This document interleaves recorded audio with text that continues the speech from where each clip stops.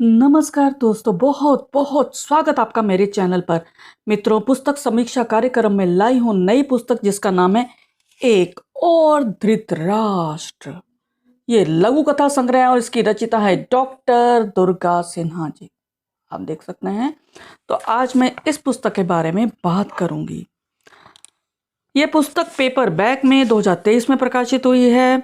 The word स्विगल publication, Danapur, Patna से प्रकाशित हुई है। पृष्ठ 144 और मूल्य मात्र 200 रुपये। परिचय डॉक्टर दुर्गा सिन्हा जी के बारे में। पूर्व व्याख्याता है मनोविज्ञान की। BHU वाराणसी में इन्होंने पढ़ाया है और ये मनोवैज्ञानिक सलाहकार हैं। अभी निःशुल्क सेवा देती हैं। इन्होंने MA किया है और MED में गोल्ड मेडलिस्ट रही हैं। इन्होंने PhD किया है मनोविज्ञान में और सैन डिएगो US से निवासी हैं और फरीदाबाद में भी इनका निवास है। ये विदेश संरक्षक है, महिला काव्य मंच की और निदेशक हैं अंतर्राष्ट्रीय विश्व मैत्री मंच। कार्यकारी सदस्य हैं संत साहित्य अकादमी व दधीची देहदान समिति की। इनकी 10 पुस्तकें प्रकाशित हो चुकी हैं। आलेख, गीत, नाटक, कविता, गजल, भजन और लघु कथा। आत्मकथे में दुर्गा जी कहती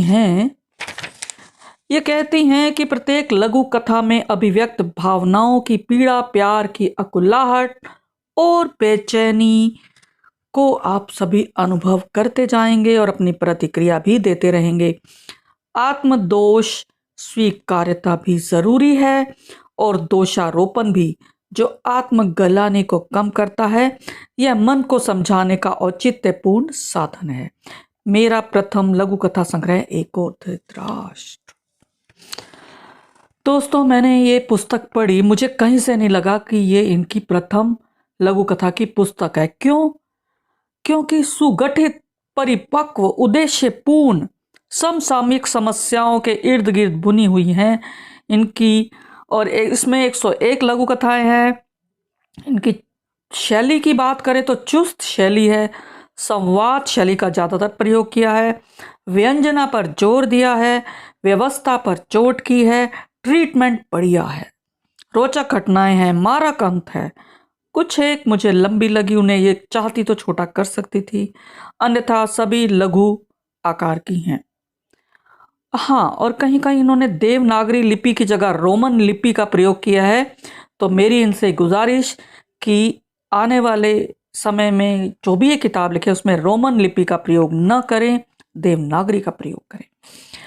और एक और बात है कि शुभ संयोग करके एक लघु कथा है और मेरी माँ, ये दोनों ही एक जैसी हैं। इनका कथानक भी एक है, समान कथोपकथन है। शायद ये गलती से हुआ होगा, बस इसमें पात्रों के नाम बदले गए हैं। ये दोहराव है इन दोनों लघु कथाओं में। और अब मैं बात करती हूँ कुछ और लघु कथाओं की। प्रथम लघु कथा है उम्र कैद। इसमें 2 धर्मों के अनुयायियों के बीच में जब विवाह होता है, लेकिन अंत दुखद है। और सहयात्री है, इसमें भी विधर्मी मित्र होते हैं लेकिन उनकी दोस्ती पक्की होती है। ऐसे विश्व में अग्रणी, इसमें इन्होंने जनसंख्या विस्फोट पर कटाक्ष किया है। शांति लघु कथा में आधुनिक वार्तालाप पर व्यंग किया है। मुक्ति में नारीवाद पर चोट की है। तलाक पर चोट की है। बहुत अच्छी लगी मुझे। कुछ लघु कथाएं जो मैं पढ़ रही हूँ मुझे अच्छी लगी। 1 चम्मच शहद, रिश्वतखोरी पर इन्होंने चोट की है। प्रतीक बताया इन्होंने 1 चम्मच शहद को। सोच, इसमें विधर्मी ने जान बचाई।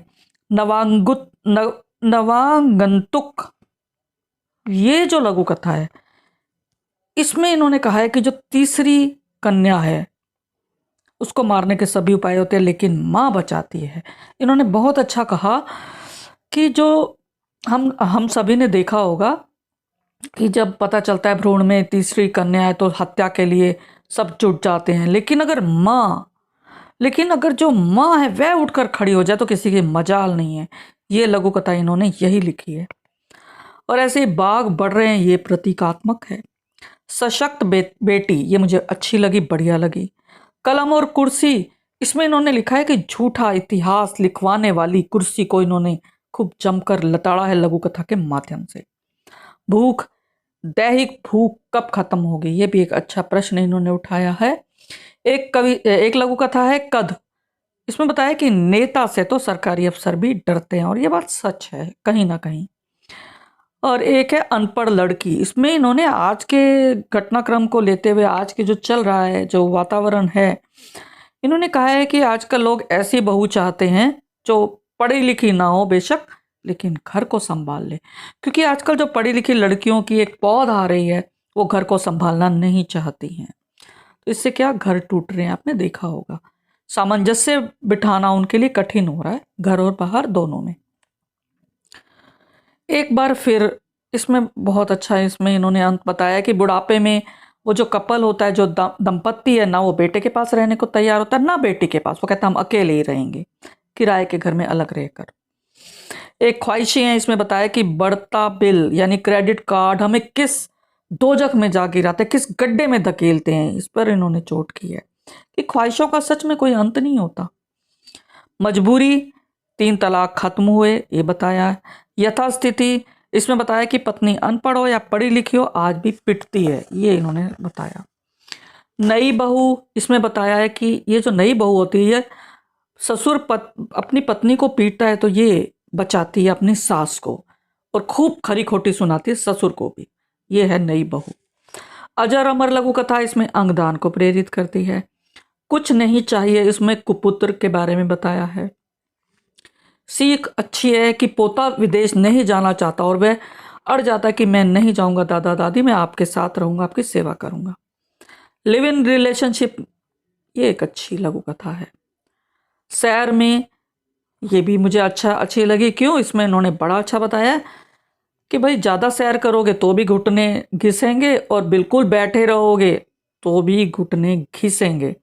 इसीलिए दोनों ही नुकसानदेह हैं। तो आपको संतुलित मात्रा में सैर करनी चाहिए, लेकिन करनी चाहिए। बहुत ज़्यादा लोग सोचते हैं हमने 5 किलोमीटर 7 किलोमीटर, लेकिन धीरे धीरे उससे क्या होता है, आपके घुटने घिसने लग जाते हैं और डॉक्टर ऑपरेशन बताता है। इस लघु कथा का ये कथानक है। जीत गई तुम, नारी युग, एक मुट्ठी आसमान, मेरे बात, देवता, रिमोट, समझौता, महुआ, जिंदगी उंगली पर, पहाड़ सा दुख, और एक और धृतराष्ट्र। ये सभी लघु कथाएं बहुत अच्छी है। मैंने कहा ना, लगता ही नहीं कि इनकी प्रथम है।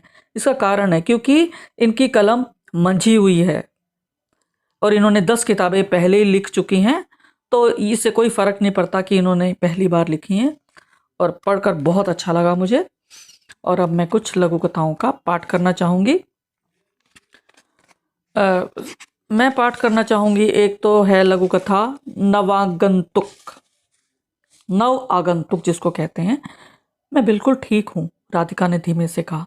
अभी डॉक्टर के पास जाने की क्या जरूरत है? अरे 3 माह हो चुके हैं, अब तो एक बार दिखा लेना चाहिए, पता तो चले। राधिका के नजरों से घबराकर मोहन कुछ अचकचा गया। हकलाते हुए वाक्य पूरा कर पाया, पता तो चले कि बच्चा स्वस्थ है।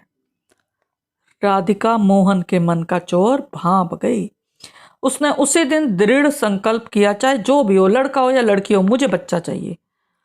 उसे पता ही नहीं करना कि पेट में क्या पल रहा है। जो भी हो, उसका हिस्सा है, एक जीवन है, उसे हर हाल में जीवन बचाना है। वह अपने दुश्मन कैसे बन सकती है? बेटी हो तो बेटी, वह तो हर हाल में जन्म देगी।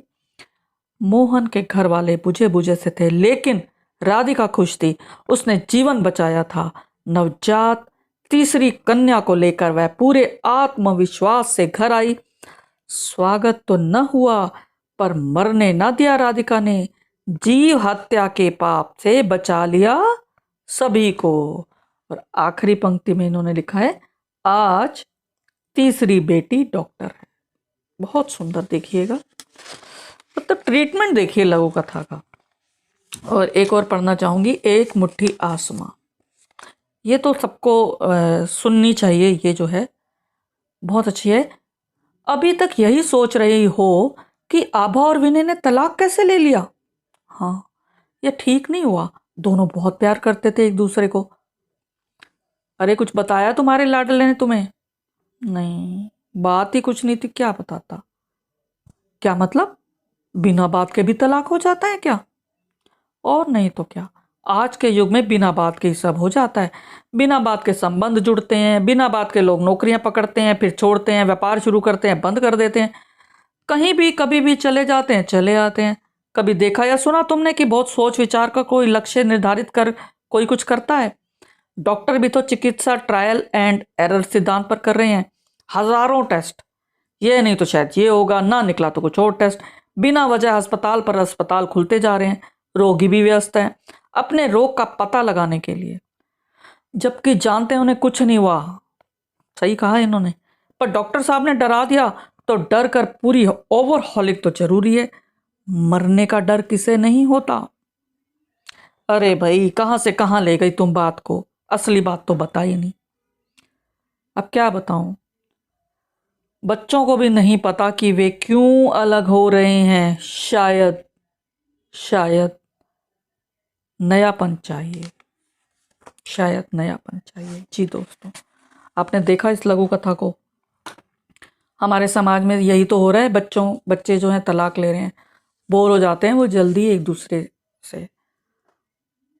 तो दोस्तों, देखा आपने, इन लघु कथाओं के माध्यम से इन्होंने करारी चोट की है व्यवस्था पर, समाज पर। तो देखिए, अगर आपने ज़िंदगी को संवारना है, आप चाहते हैं कि गलतियां ना हो, अगर हो जाती है तो कैसे उनको संवारा जाए, सुधारा जाए, तो आपको साहित्य के साथ तो जुड़ना पड़ेगा, क्योंकि साहित्य लालटेन लेकर आगे खड़ा है सबके। तो धन्यवाद दोस्तों, फिर मिलेंगे अगली कड़ी के साथ। चैनल को सब्सक्राइब नहीं किया तुरंत करें, बेल आइकन दबाना ना भूलें, वीडियोस को शेयर करें, लाइक करें, कमेंट करें। हाँ, पुरानी वीडियोस देखना ना भूलें, आपको बहुत ही उपयोगी और महत्वपूर्ण जानकारी अवश्य मिलेगी। आप व्लॉग्स देखिए, अब तो पॉडकास्ट में भी मैंने 3 वीडियोस रखी हैं इसमें पॉडकास्ट में, आप वो भी देख सकते हैं। शुक्रिया दोस्तों, फिर मिलेंगे अगली कड़ी के साथ। तब तक मुझे आज्ञा दें। धन्यवाद, शुक्रिया।